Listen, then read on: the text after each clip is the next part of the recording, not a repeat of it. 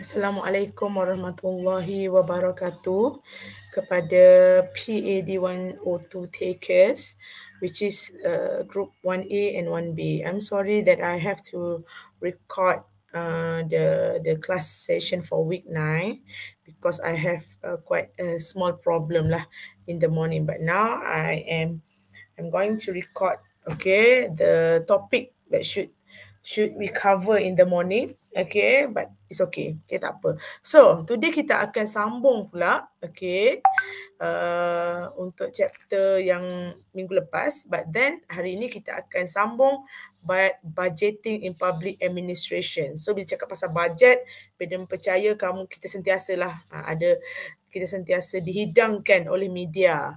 Maknanya media menyalurkan proses pembentangan bajet, okay, oleh Menteri Keuangan kita, okay, memang setiap tahun macam tu. Cuma lately macam agak lambat sikit lah. Biasanya dia akan buat dalam bulan 9 ke bulan 10. So, for the following year, kita akan pembentangan bajet akan dibuat pada tahun ini untuk kegunaan tahun depan. So, budgeting here means belanjawan. Okay, bagaimana proses belanjawan itu dibuat. So, for today, we are going to learn about bagaimana belanjawan di dalam pentadbiran awam. Okay, so kita tengok apakah maksud government budgeting. A government budget is an annual financial statement showing item-wise estimates of expected revenue and anticipated expenditure during a fiscal year. Okay, so a government budget bermaksud tahunan punya pernyataan keuangan yang menunjukkan orang kata setiap item tu dan kita estimate, kita jangkakan berapakah benda ni akan berlaku kan, so jangkaan berapakah hasil yang akan diperolehi dan berapakah jangkaan bagaimanakah berapa banyakkah perbelanjaan yang akan dibuat dalam satu tahun keuangan tu lah. Okay, so kalau kita tengok apakah maksud fiscal year, okay, kita tengok kat sini apakah maksud fiscal year, okay, so that you will be fiscal year. Fiscal year kat sini maksud satu tahun untuk taxing, pengiraan cukai. Biasanya dalam orang kata satu tahun lah dia akan kira. Mungkin ada satu tempat dia kira sampai April. So untuk negara kita, cuba kita tengok sampai bila fiscal year of Malaysia. Ya Allah, kenapa? Elok-elok ya letak ubat. Okay, so the tax year in Malaysia, so fiscal year tu kamu boleh tengoklah, maknanya daripada 1 Januari, fiscal year sama juga maksud tax year di Malaysia. Jadinya bermula pada 1 Januari hingga 31 Disember. Tetapi income tax pulangan tu mestilah di-file sebelum 30 April. So maknanya dia akan kira kutipan wang tu daripada 1 Januari sampai 31 Disember, right? Okay, so that one lah. Forecast. Okay, forecast ni bermaksud ramalan lah by a government of its expenditure and revenue for a specific period of time. So kamu kena ingat, budgeting ni is something yang kita ramalkan. Contohnya kerajaan meramalkan pada tahun 2000 akan dapat banyak ni, kita buatnya. Tiba-tiba the COVID-19 hit not only our country but the whole world. So mestilah ramalan yang dibuat tu sudah jadi tak relevan ataupun kurang tepat. Okay, because it's only ramalan. Whether it will happen or not, tak tahu lagi. So most probably dia akan berlaku. Tetapi tiba-tiba COVID-19 datang, siapalah sangka COVID-19 ni impactnya sebegitu besar dan banyak tahun. Okay, so government budgeting maksud ramalan kerajaan tentang perbelanjaan dan hasil yang didapat dalam masa-masa yang tertentu lah, iaitu fiscal year tadi, 1 Januari hingga 31 Disember. In national finance, dalam keuangan negara, the period covered by a budget is usually a year. Biasanya dalam masa setahun lah. Okay, known as a financial or fiscal year, which may or may not correspond with the calendar year. Mungkin sama dengan macam kita, senang nak kira sebab daripada 1 Januari sampai 31 Disember. Ada juga negara maybe dia start berbulan 4 and then berakhir bulan 4 pula. Okay, so the word budget is derived from the old French bugit, iaitu maksud little bag. Maknanya kita nak jalan jauh and then kita ada bag kita. Okay, so orang kata berapa yang kita budget nak bawa tu. Okay, so kenapa kerajaan kena merancang atau mentadbir keuangan dia? Okay, so secara generalnya, it is to ensure the proper revenue and expenses are carried out correctly. Nanti mama beli. Untuk memastikan hasil dan perbelanjaan tu dijalankan dengan tepat lah. So maksudnya janganlah bajet 50 juta, belanja 100 juta. Kita dapatkan revenue 100 juta, tapi kita dapat 50 juta je, tak boleh. Okay. To ensure the purchasing or procurement is done appropriately, correctly and legally. Ini yang berlaku. Okay. So jika perbelanjaan dikatakan banyak ni, kita budget terlebih. Itu yang audit akan kejar tu. Kita ada ketua audit negara. So dia akan tengok. So untuk memastikan purchasing, pembelian tu dibuat secara appropriate. Okay. Secara betul, tepat dan disah di sisi undang-undang. So that's why kerajaan tidak boleh sesuka hati berbelanja. Apa yang dirancang itulah. Okay. To ensure the government has enough money for financing the program. So bila dia dah rancang, so dia akan tahu berapa banyak yang dia boleh peruntukan, orang panggil kan. So untuk memastikan kerajaan ada duit yang mencukupi untuk membiayai sesuatu program dan aktiviti supaya untuk capai matlamat negara ni. So kita nak capai apa? Okey, nak membantu golongan-golongan B40, B50 dah now sebab B50 dah makin meningkat kat negara kita. Orang dah kata B40, B50. Okay. So golongan-golongan ini perlu dibantu. So kena memastikan nak bantu dia, kita kena ada peruntukan yang cukup lah. To ensure the public fund is managed in a proper manner by following the law, rules and procedure. Untuk memastikan keuangan negara, duit negara diuruskan dengan betul-betul, dengan mengikut undang-undang, peraturan dan prosedur lah. Kita tak nak berlaku penyelewengan. Banyak kita dengar pasal penyelewengan kan. Even baru-baru ni mantan Perdana Menteri dikenakan penjara 12 tahun kerana berlakunya penyelewengan wang yang sangat banyak lah. Okay. And then to avoid any misuse of the fund. Untuk mengelakkan penyalahgunaan dana tu. Itu duit tu duit siapa tu? Duit rakyat. Rakyat bagi pada kerajaan dan kerajaan should properly manage it. Okay. And then to achieve efficiency in spending the public money. Untuk mencapai kecekapan lah bila menguruskan duit. So maknanya bagi yang paling terbaik adalah we can use the minimum cost and then tapi faedah yang kita dapat tu banyak. Itu yang semua orang suka. Barang murah tapi berkualiti. Macam tu juga kerajaan kena memastikan jangan guna duit terlalu banyak. Maknanya seadanya. Tapi dalam masa sama matlamat negara tetap tercapai. Okay, so kita tak nak ada pembaziran lah. Okay.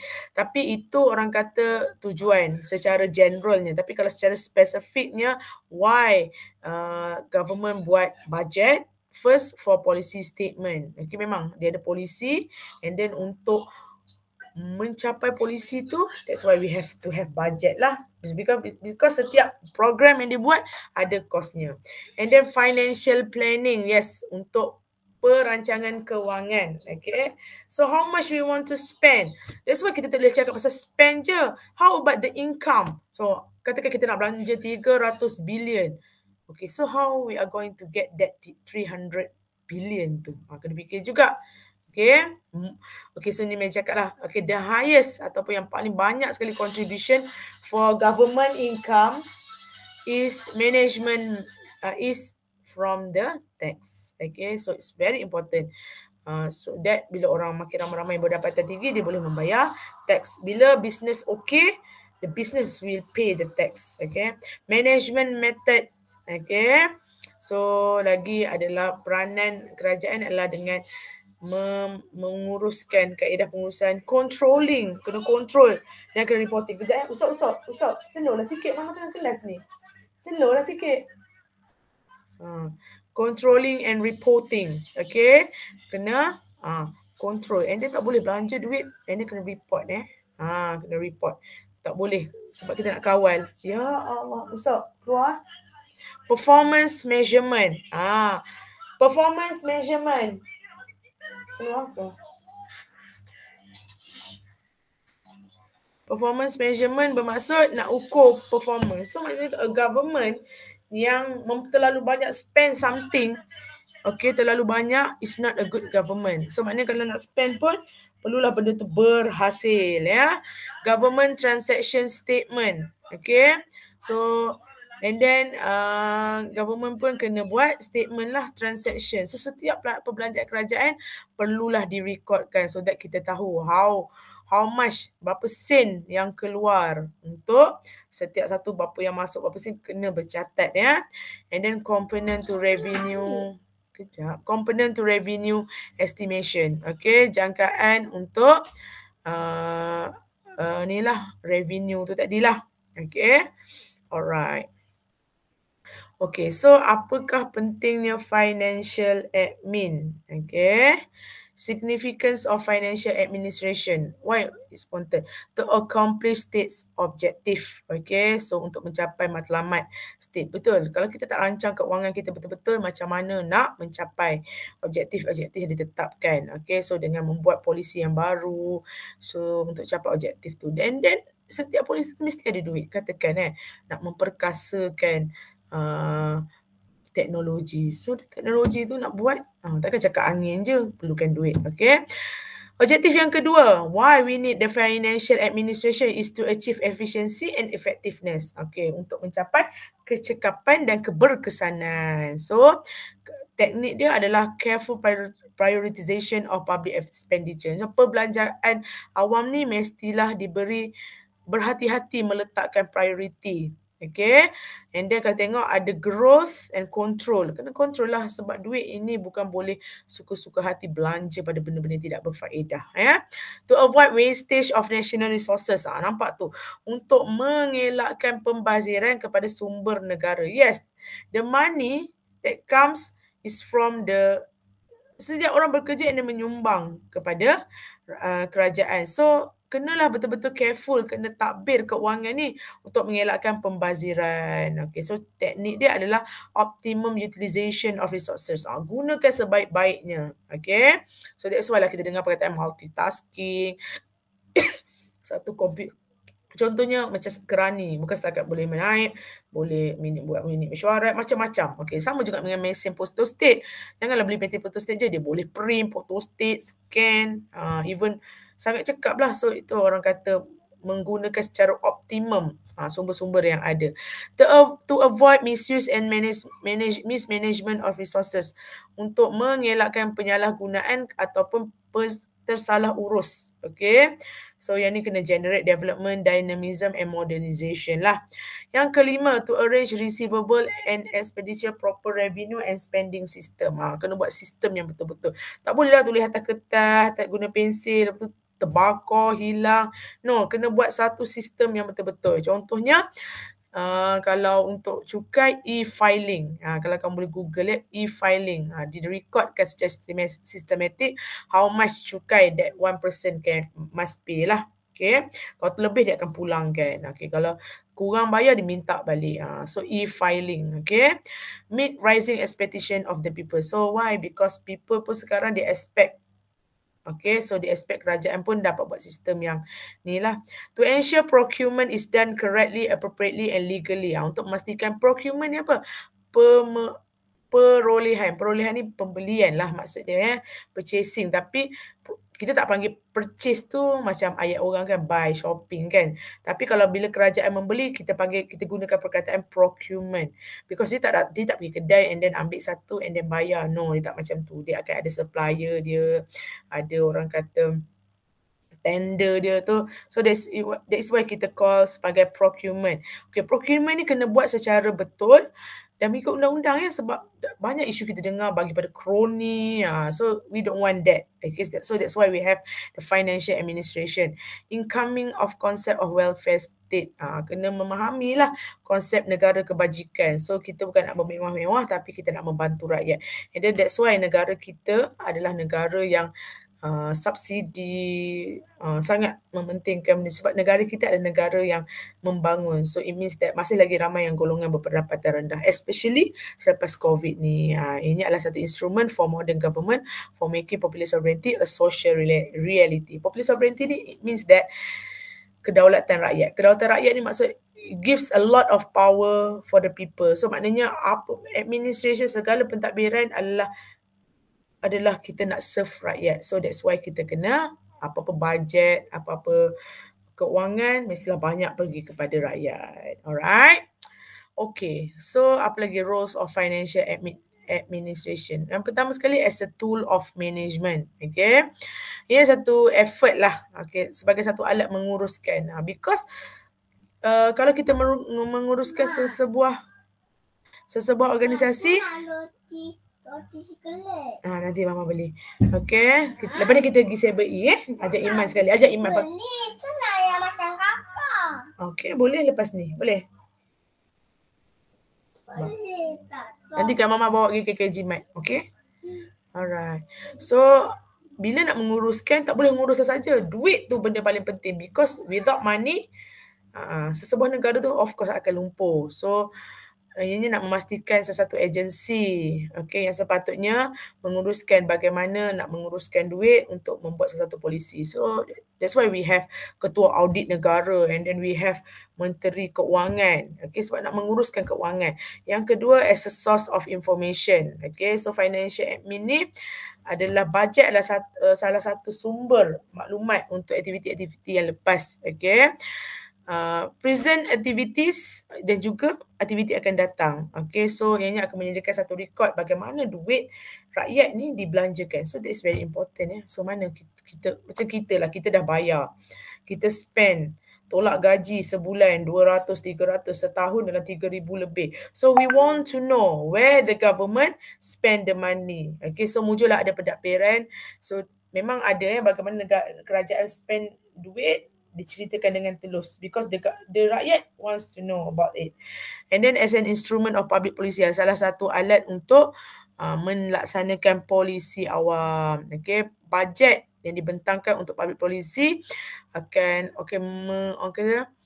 mengukur, okay, bagaimana kerajaan support sesuatu program. Kadang-kadang kita tengok sikitnya bajet ni, kerajaan macam tak boleh. Tapi kadang-kadang, and then sekarang kerajaan banyak memberi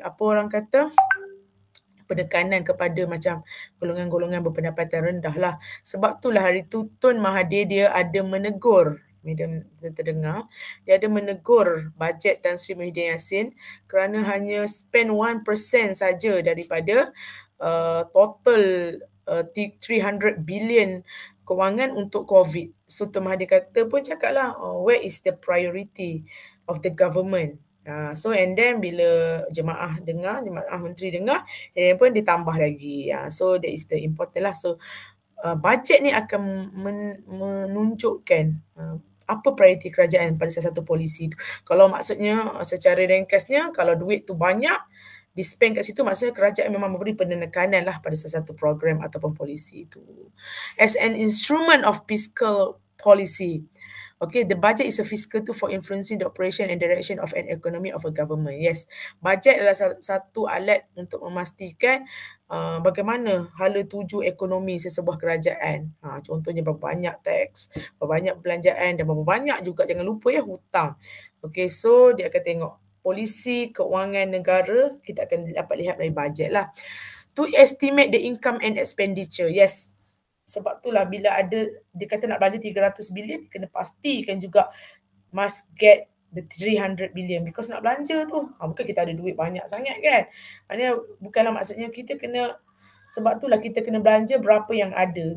Kamu pernah dengar kan perkataan negara bankrupt?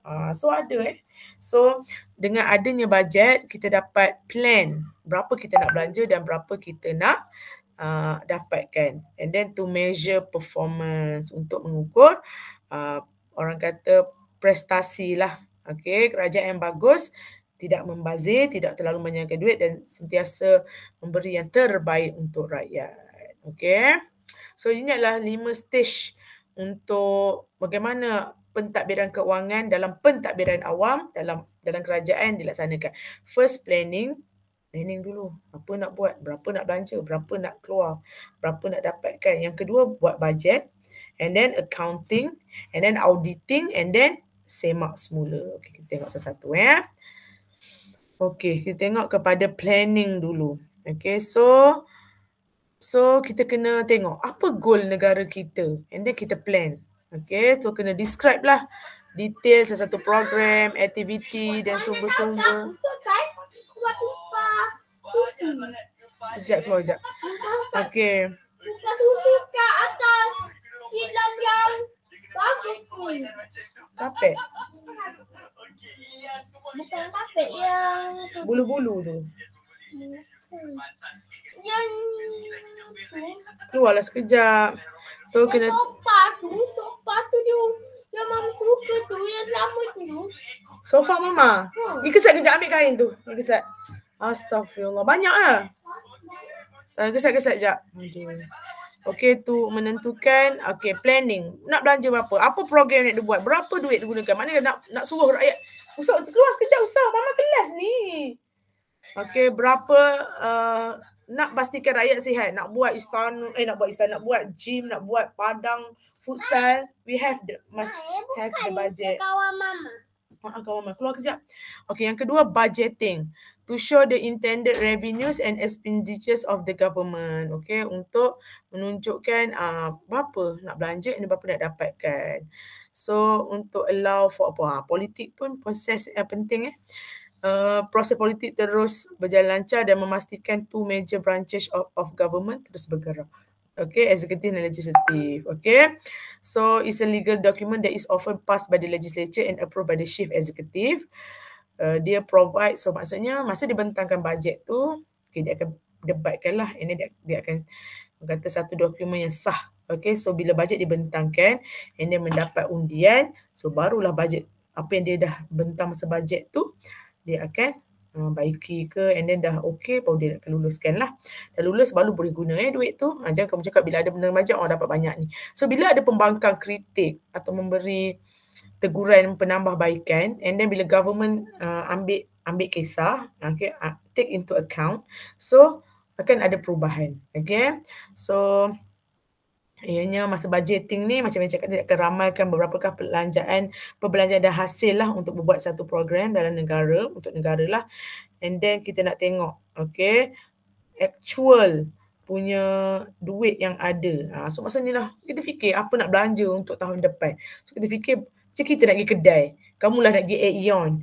Okay, duit takkan kamu nak beli macam duit kamu ada 7,000 sedangkan kamu ada 500 je. Macam tu lah juga. Alright. So kalau kamu tengok proses dia, pertama sekali dia estimate dulu berapa hasil yang dia ada. Dia akan estimate, dia akan suruh lah, okay, setiap kementerian, setiap ni akan beritahu berapa mereka perlukan. And then budget call. Okay, so dia akan tengoklah isu-isu, dia akan tengok. And then dia akan formulate the budget. So dia akan tengoklah berapa hasil tahun ni. Okay. And then budget hearing. So dia akan perdengarkan. Dia akan orang kata cerita-cerita. Okay, yang ni lah masa okay, masa pembentangan bajet ni lah, budget hearing. And then budget adoption, ni final approval lah, dia dah approve.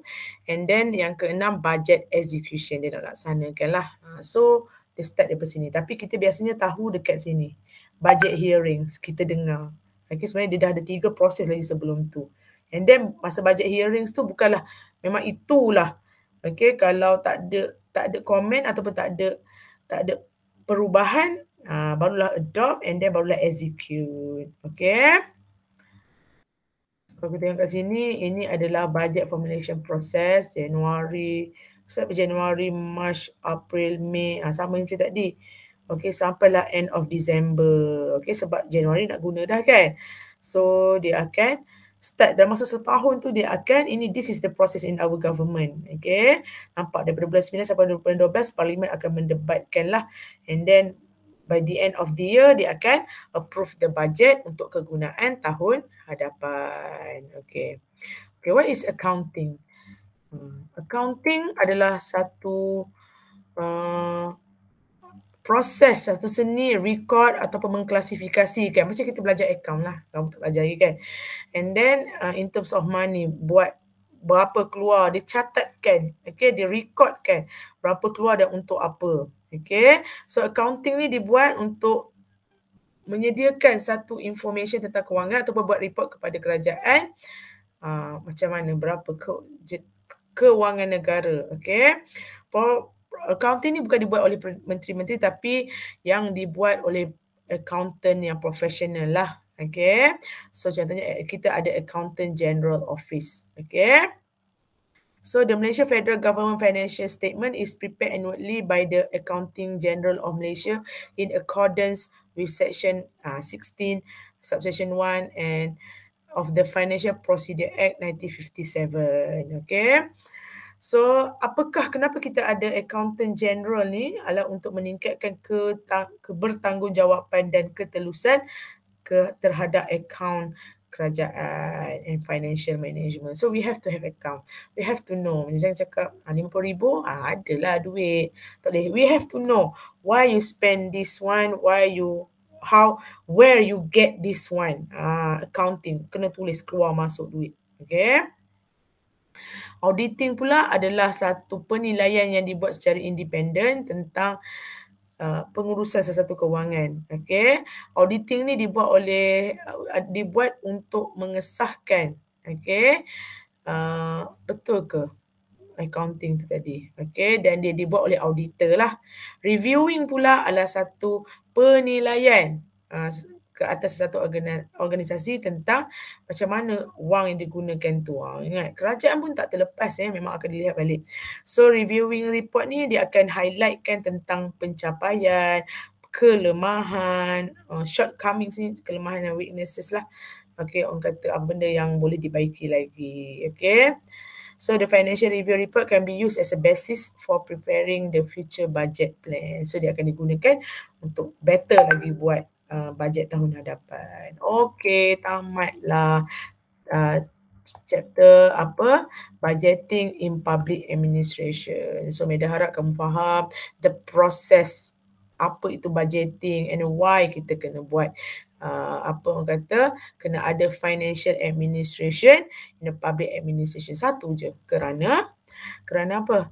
Kerana duit yang digunakan adalah duit rakyat. So kena gunakan sebaik-baiknya. Okey. Assalamualaikum. Assalamualaikum warahmatullahi wabarakatuh.